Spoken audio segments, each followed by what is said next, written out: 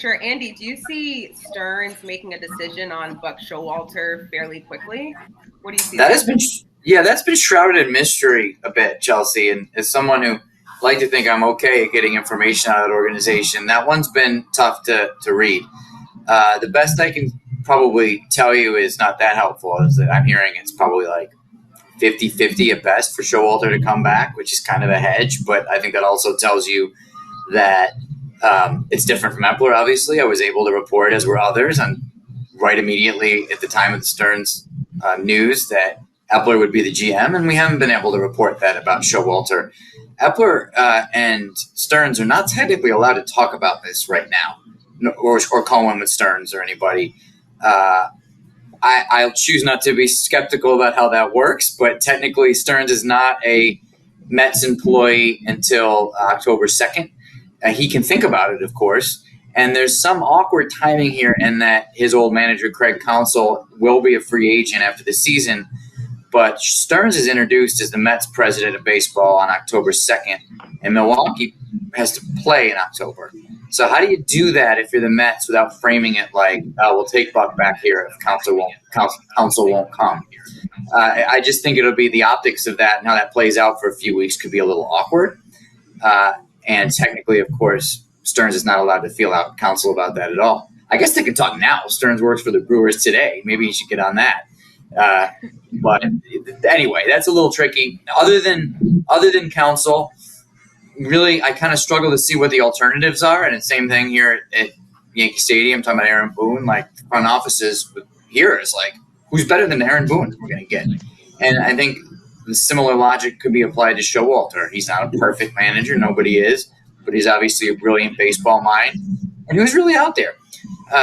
If this Counsell thing doesn't work out. And I don't watch Craig Counsell day in and day out even enough to say that he'd definitely be an improvement. I know that to be an improvement in game over Buck Showalter is a really high bar.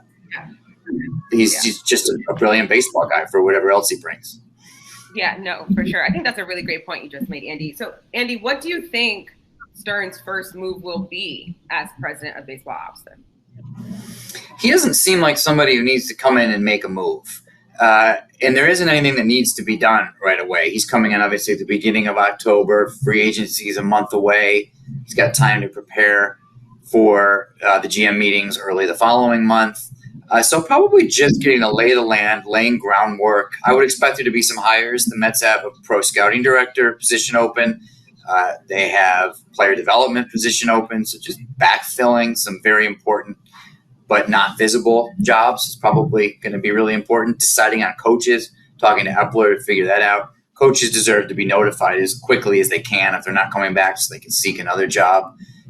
It's not great to let a guy go at the end of October. So those are some of the more urgent things that will be on his plate. Yeah. What do you think, Jim? What do you think his first move would be?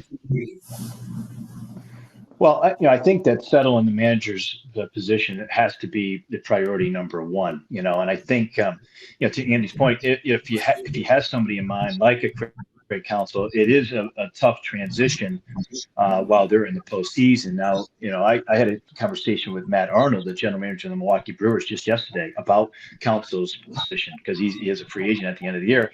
They have had an understanding that they won't even talk about it until after the season is over. There's been a lot of conversation that Counsell wants to take the year off and leave. So that would be, certainly would be, and if he wanted to come to New York, he's got a guy that he trusts and knows in David Stearns. Sometimes, guys are reluctant to move to a different area because they don't know anybody else. But because he trusts David, that might be a natural transition. So, if they did make a change, Craig Counsell would absolutely be that number one choice, be worth waiting for. He's an excellent in-game manager when it comes to handling the bullpen and those type of things, and has had a great understanding relationship of the young players that the Brewers have had, which is something that the Mets are trying to do, have kind of that blended role of incorporating young players in the major league level with some veterans. So he would be, I think, for me, the number one choice. Again, if they did something with Buck, I think Andy's point is a good one, though.